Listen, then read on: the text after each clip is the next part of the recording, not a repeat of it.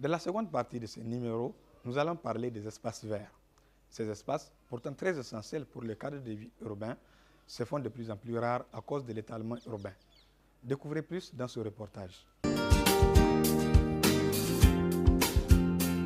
Zones incluant les jardins, les parcs et autres aménagements naturels, les espaces verts jouent un rôle fondamental dans l'amélioration du cadre de vie urbain.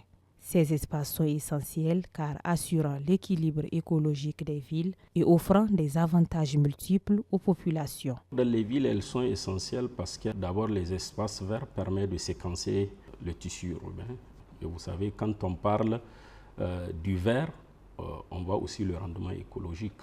Les espaces verts permettent également de lutter contre les changements climatiques, à savoir l'absorption des CO2. Et puis en dehors de ça, vous savez, quand on parle d'espace urbain, il faut beaucoup plus voir la dimension des regroupements, parce que souvent c'est des espaces qui sont aménagés. Ça peut être des aires réservées au sport, ça peut être des aires réservées aux rencontres, à la promenade, des aires réservées à l'apprentissage même. Puis également, vous savez, quand on parle du végétal, on voit encore quelque chose qui favorise le développement de la biodiversité.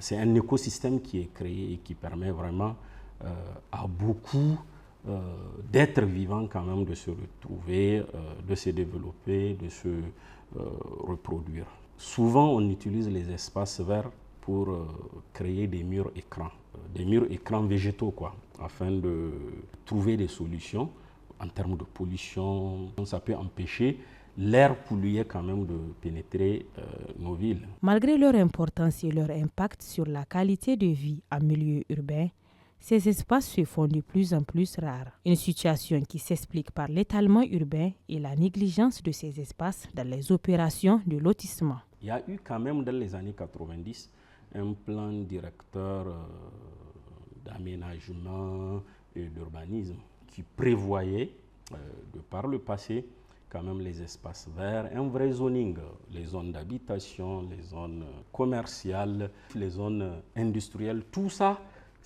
on le retrouve dans la programmation urbaine au même titre que les espaces verts. Mais très malheureusement, en termes de pratique aujourd'hui, nous assistons à une forme d'étalement urbain qui est la conséquence d'une pratique peu orthodoxe, qui est celle de laisser la création de la ville dans les mains des lotisseurs privés. Et donc ces lotisseurs privés-là, à chaque fois qu'ils créent un morceau de la ville, ils voient les choses beaucoup plus en termes de rentabilité. Ce qui fait que le fait de prévoir des espaces collectifs, c'est quelque chose qui diminue dans le gain qu'ils réalisent. Donc du coup, si vous regardez pratiquement l'ensemble des nouveaux lotissements autour de la ville de Niamey, c'est très difficile de trouver, pas même des espaces verts, mais des lotissements dans lesquels on prévoit des îlots pour des équipements culturels, éducatifs et tout, oui. Mais les espaces verts, on n'en prévoit pas. Au-delà des espaces verts pouvant être aménagés dans les centres urbains, les jardins et potagers créés au niveau individuel peuvent contribuer à l'amélioration du cadre de vie des populations et au développement de la biodiversité. À l'échelle de l'unité d'habitation, par exemple, les espaces verts que nous créons dans nos maisons participent à l'organisation du tissu urbain de manière générale. Donc, si tout citoyen qui a quand même une propriété privée arrive à créer de l'espace vert chez lui, un potager, un jardin, c'est déjà très bien. Ça va participer à l'action commune. Il y a un autre exemple, quand on quitte l'unité d'habitation, ce sont les arbres qu'on peut planter sur les abords des rues.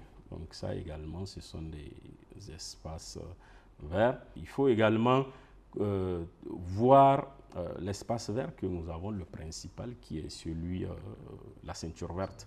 C'est un reboisement qui a été fait et ça a beaucoup joué quand même dans la qualité du cadre de vie ici à Niamey, même si l'impact n'est pas facilement perceptible. Ici à Niamey, on peut également parler des rives du fleuve Niger.